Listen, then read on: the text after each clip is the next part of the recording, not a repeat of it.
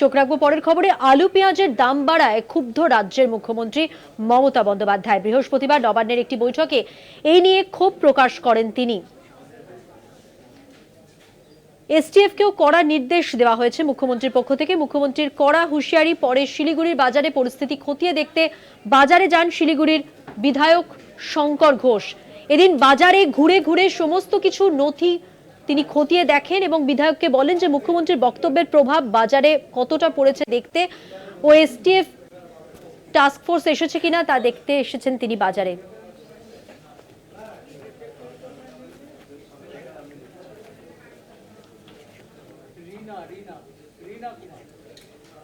প্রতিনিধি রিনা কুমার আমাদের সঙ্গে টেলিফোন লাইনে রয়েছেন। রিনা, কি খবর রয়েছে?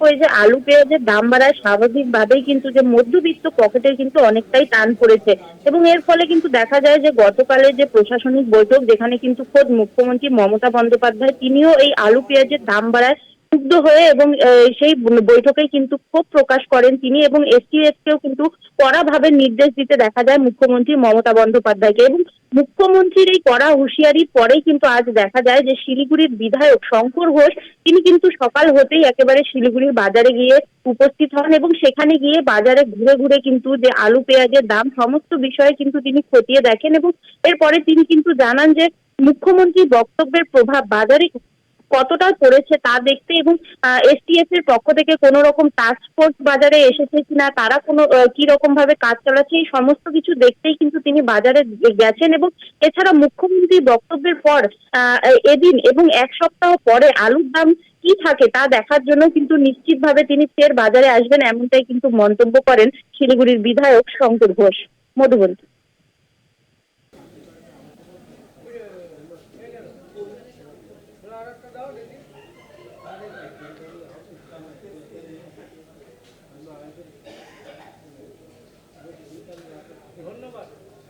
ধন্যবাদ রিনা। কথা বললাম আমাদের প্রতিনিধি রিনা কুমারের সঙ্গে।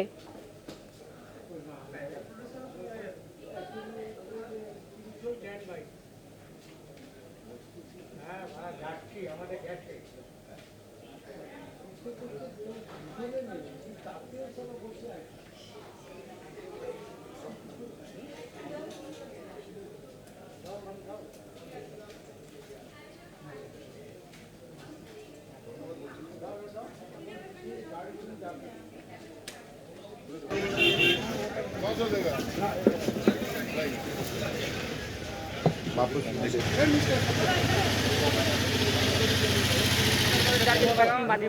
12 টাকা 20 টাকা উপরে যাবে না, মেকআপ করে দিলাম কামাই হবে না।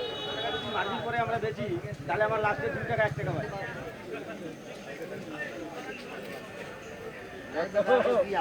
যত দোষ যত সব আলু খোলা ব্যবসাদারি, আমরা কি করব?